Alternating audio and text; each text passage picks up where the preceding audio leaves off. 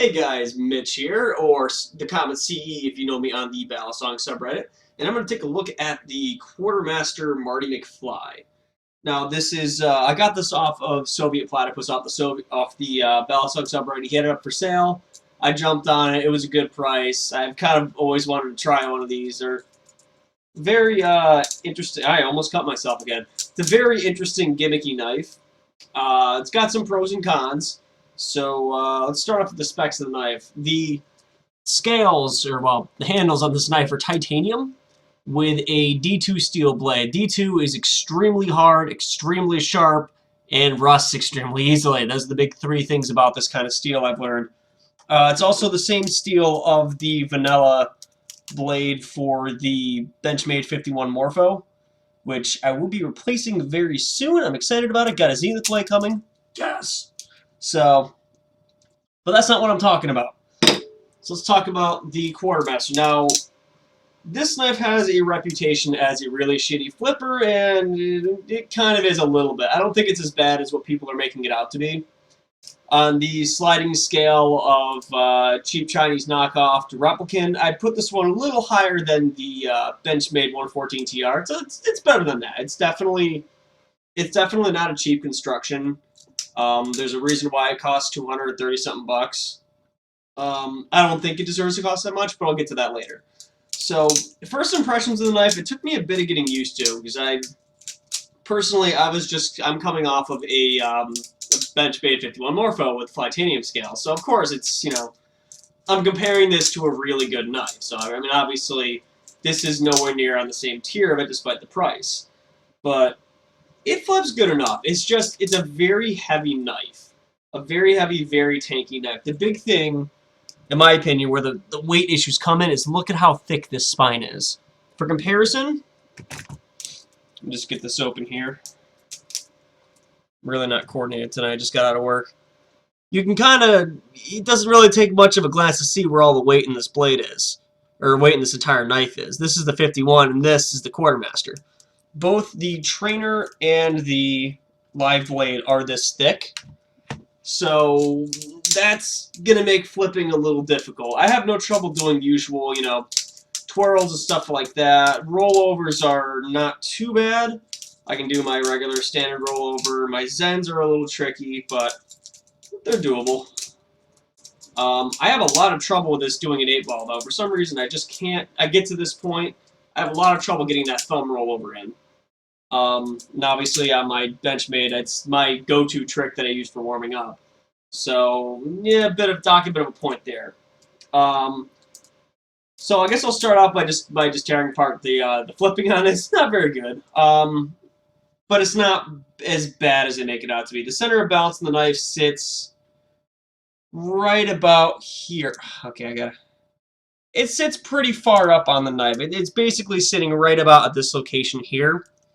Comparatively, on the 51, fly type 51, so obviously it's been added some weight, the center of balance on this sits more at the dots on the scales, if I can get this route right. It's just about there. I'm holding my thumb, but it sits just about there for comparison. So it's definitely extremely blade heavy.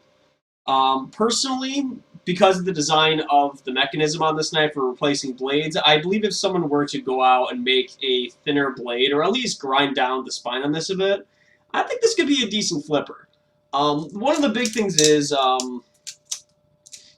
it's actually really surprised me when I was using this. This has no blade play, or no handle play whatsoever.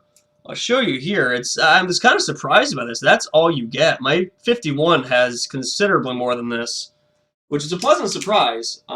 There are, however, no washers on the knife, so yeah, you can feel it kind of rubbing a bit. I've been doing my best to keep it oiled, but there's only so much you can do. There's that much rubbing involved. Again, if they thinned out the blade a little bit, they could probably fashion some kind of washers that stay in the knife but function as washers. But it'd have to be a very interesting engineering solution to get that to work.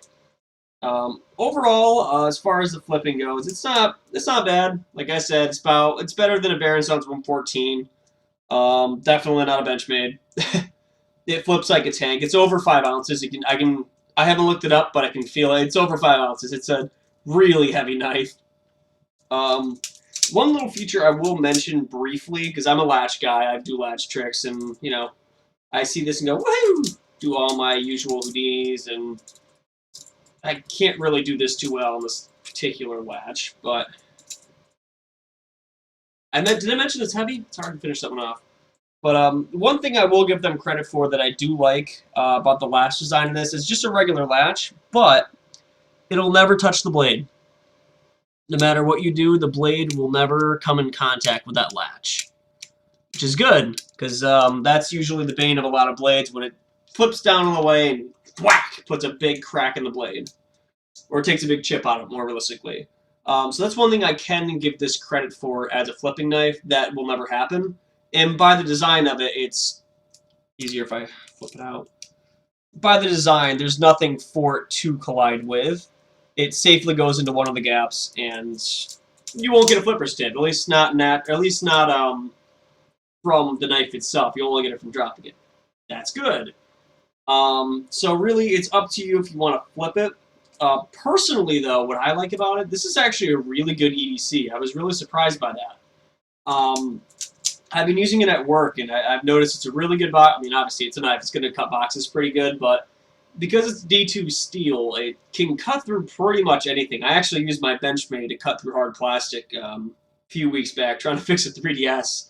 I had to kind of cut out one of the screws, and it did the job pretty well. Same kind of metal, same general blade shape. Not spear tip, obviously, but it works really good on that behalf. I'm not going to lie about it. The construction is incredibly tanky. It's a big, heavy knife. I could throw this thing around, knock somebody out with it. It's going to work quite good for that job. So I can give it that much credit. And that's the one point where that gargantuanly thick spine works pretty good.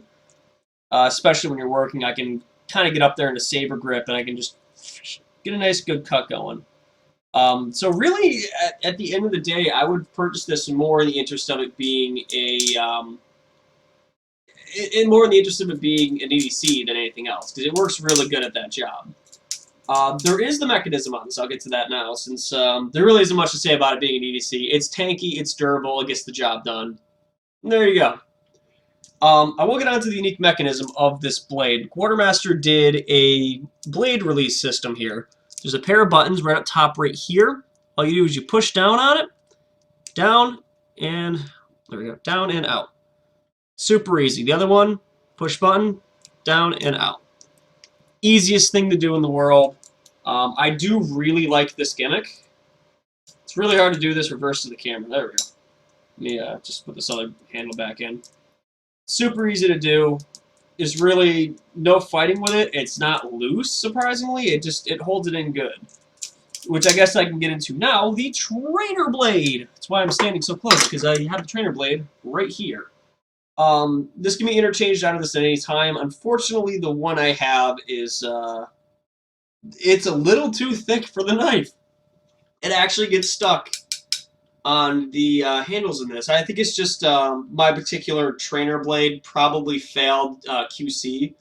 I put no fault in the guy I bought it from. I'm not using it for the trainer anyway, so it really doesn't affect me at all. But I do want to give them credit for one thing about this trainer blade. I'll just keep it off, actually. One thing I really like, all the trainer blades I find tend to be... I can actually grab one of my trainer blades. I wasn't planning on this, but I can do that.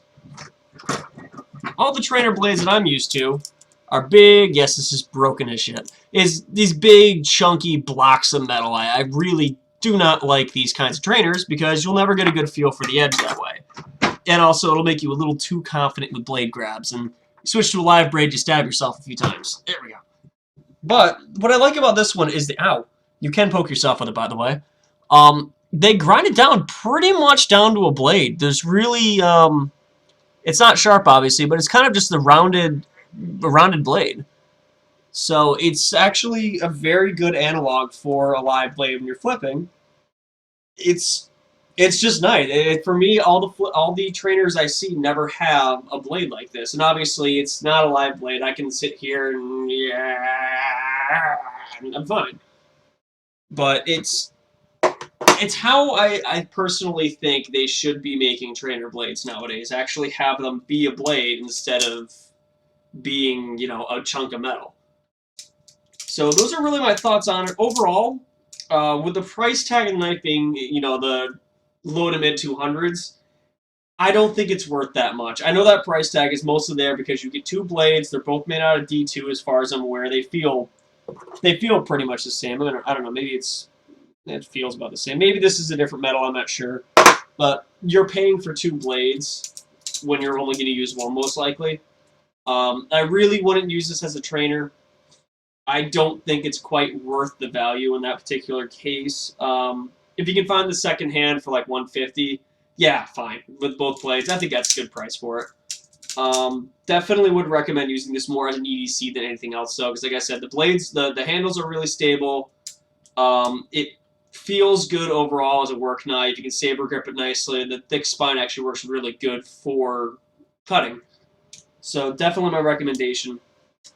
Only other real thing I have to say about it is really a preference thing. Just the clip on it. I really wish it was on the bite handle instead of the safe handle, but that's probably more because I'm used to the clip on the bite handle of the 51. And that's where I've gotten used to feeling like, oh, hey, there's the clip. Clearly that's the bite handle before looking for the latch. But those are my feelings on the knife. It's good. It's nothing crazy. I don't think it's as shitty as people make it out to be, but it's definitely a difficult knife to flip if you're used to more lightweight stuff. So, but I can do most of my repertoire, no problem with it. It's just the 8 balls. I'm never going to be able to do a 0G on that. I can guarantee it. Mostly more of the advanced stuff is just not going to happen with the Blaze design. So, my recommendations for how, if I were big man at Quartermaster, I'm going to remake this knife. I shouldn't be swinging this around. I already cut myself once with it, by the way. Nice sharp. Definitely, I'd take the grind of this knife. I would thin that down like in half. I would dramatically reduce that. The handles on this, they're already titanium. They don't need anything done to them. They will shift the weight further away from the end of the blade. And I really don't think it'll harm the mechanism at all. All you really need to do is just work down here, thin this part out. You don't even need to touch down here. This can stay the thickness that it is because that's just going to push weight towards the outside a little bit. I think that would definitely really help the blade. I do want to see if anyone's made custom blades for this. I've seen one and one only, so I don't know if that was a one-off job or if someone's actually genuinely doing it. Just to see, because of the way the blade is designed, you can't just stick anything in there. You've got to have those particular points to get in. Just to see if having that thinner spine, maybe a different blade shape, because this is it's not a tanto, but it has the weight distribution of a tanto, just to see if that would actually mitigate a lot of the issue. Part of me wants to see this have washers somehow. I don't know how they do it. It would take a redesign of the interior bits of the handles and probably some tweaking of the mechanism on it, because I could easily see them getting pinched and warped, and that's no good. I already fought with that with my Benchmade, and that took me a couple of weeks to find the actual washers for it. But I think something like that would definitely improve this knife as a flipping knife. As far as it goes as an EDC, I think it's fine. It fits pretty good in the hand. The design on the side of it, aside from, oh, look at how cool our knife looks. Aside from that, it actually does feel pretty good in the hand when I'm using it for cutting. And again, the one part with the thick spine is good, is for this. As far as if you didn't want to change everything in the knife, I would say fuck the trainer. Make utility blades for this. Have, your standard blade like this, have a tanto blade, have a serrated blade, so that way it's going to be focused on as an EDC instead of a flipper. That would be fantastic, because then I can just do whatever job I need with this knife and not advertise it as a flipper that it's not that good at. So, those are my thoughts on the knife. Definitely something interesting. It's different. I like the gimmick. I like it as an EDC. Don't like it much as a flipper, but what can you do? So, this is Mitch, signing off.